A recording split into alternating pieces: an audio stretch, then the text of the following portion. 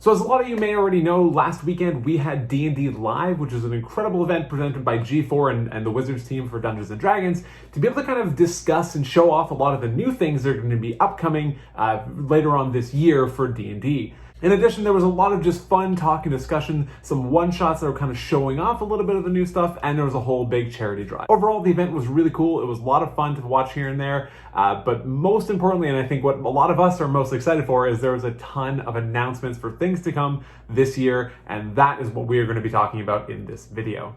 Before we do get into it, if you have not already, please do consider subscribing to the channel. It does sincerely help. I appreciate absolutely every single one, and it really lets me know what type of content you guys like to see.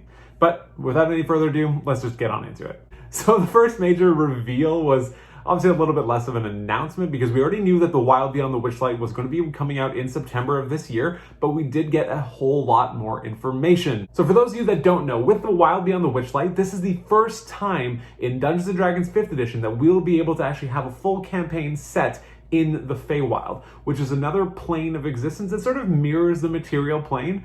There's a lot of really amazing and exciting things that can happen there. There's this incredible mixture of whimsy, but also sort of like dark chaos. It's an incredible area that I'm really excited to explore with a lot more official content and details that we have coming out with it.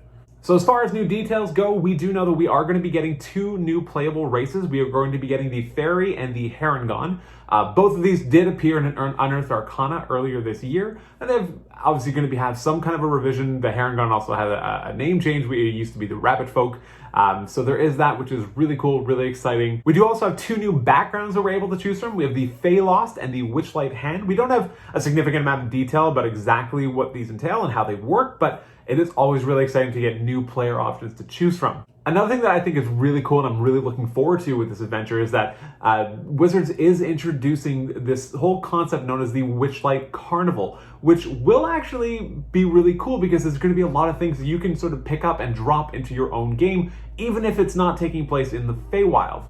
A lot of players do like to use sort of carnival games and gambling and sort of casino aspects into their games, and this is sort of going to give us a more formalized version of that. So you'll be able to have all these kinds of different rule sets and games and mechanics that you can employ in your own games, whether or not they take place in the confines of this adventure.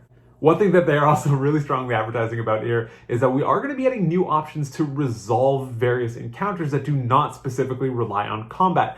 Now, obviously, you could always have done this at any point in time, though many players do kind of tend towards the murder hobo territory. You never needed to actually resolve every single encounter with combat. But what is cool is that it sounds like, from the description at least, that we are going to be getting some more maybe defined rule set for how that it kind of works, and maybe different alternatives other than just simply kind of talking to someone. So these are really cool things that I'm incredibly excited about for the Wild Beyond the Witchlight. All right, next up we have Fizban's Treasury of Dragons, and this is actually the one that I'm the most excited for. While this was technically announced during D&D Live, there were a lot of spoilers kind of leading up to it from Nerd Immersion and Amazon as well, so we were able to kind of get a little bit of a brief insight a couple days early, but I am so excited for this, and it's actually not an adventure. This is more of a tool set for Dungeon Masters to create a whole world and plethora of information that revolves around dragons, which is obviously half of the name of Dungeons & Dragons. So for me, this is incredibly exciting. I absolutely love the lore behind dragons. I love being able to use these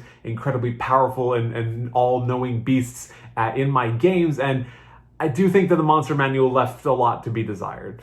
So we are getting the introduction of a new type of dragon. Typically in 5th edition, we have had the two, either the chromatic dragon or the metallic dragon, but now with the introduction of Fizban's Treasury of Dragons, we are going to be introducing the gem dragon, which is a whole new type. They kind of tend to imbue a little bit of psionics into their lore, which is really cool. So there's going to be a lot to know. There's going to be a lot to learn. From what they kind of described, it seems like we're going to be getting 20 new types of dragons.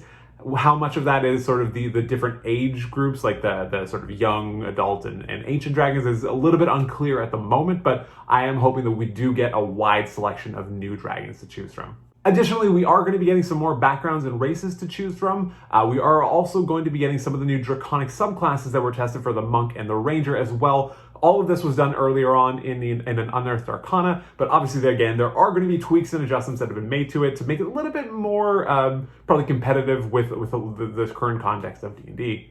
It's confirmed also that we are going to be getting a ton of new magical items, some maps of dragon lairs and the sort of impacts that they can have. So I think this is going to be an incredible sort of like a play box for Dungeon Masters, and I am beyond excited for it.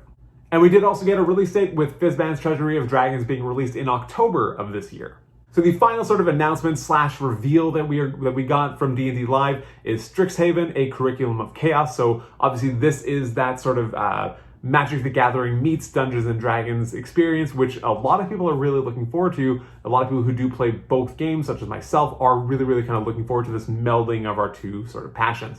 So Curriculum of Chaos is going to be coming out in November of this year. We are going to be getting a whole bunch of new character options. Really important to note that it was essentially confirmed by Jeremy Crawford that all those sort of multi-class subclasses that were tested out in Unearthed Arcana, and I did also make a video about a couple of months ago, are actually completely scrapped. We are not going to be doing that. It seems as though the overall reaction was really negative towards them, so they ended up actually doing away with it entirely, which honestly I think is kind of amazing. I think the ability to sort of react to that feedback in essentially real time and be able to scrap an entire system that a lot of people clearly worked on and maybe some people really liked. So I think it's really cool. I didn't love it. I thought there was kind of, it created a little bit of stagnation with some of the classes. Some weren't even able to get to the top end of the abilities really without getting to an extreme level. So truthfully, I am actually kind of happy to see them gone. I thought it was a really cool thought experiment. I love that they did it. I love that they tried to make it work, but